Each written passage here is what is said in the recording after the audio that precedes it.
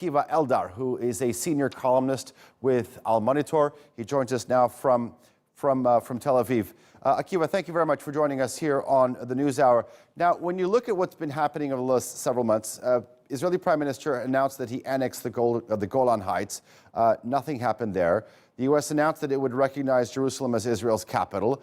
There was condemnation from the international community. Dozens of settlements are popping up in the occupied West Bank, but nothing has been done. Do you believe anything can be done to stop these quote-unquote unilateral moves by Israel? Where is the red line here?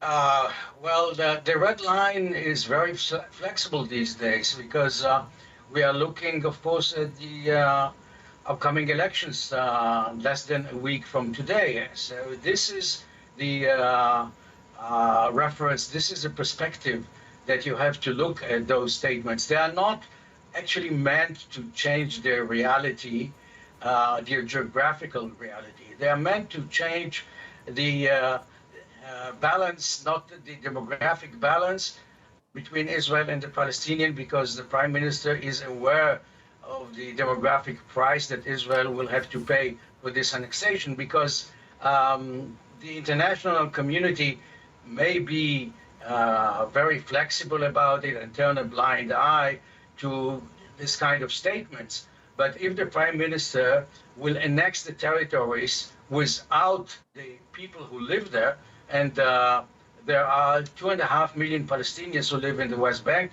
and as you just mentioned, the Jordan Valley is about 1/3 of those territories.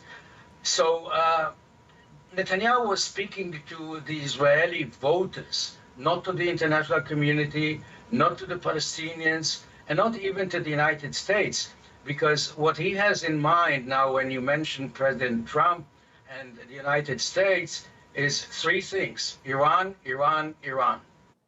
All right. You say that he did not consult or talk to the United States about this, but when you look at sort of the statements coming out of the White House, an official there says, do you support Netanyahu's decision? Do you support Netanyahu's move? This U.S. official said there's no change in U.S. policy at this time. Do you think these type of actions are going to fit into this long-awaited U.S. Israeli-Palestinian peace plan?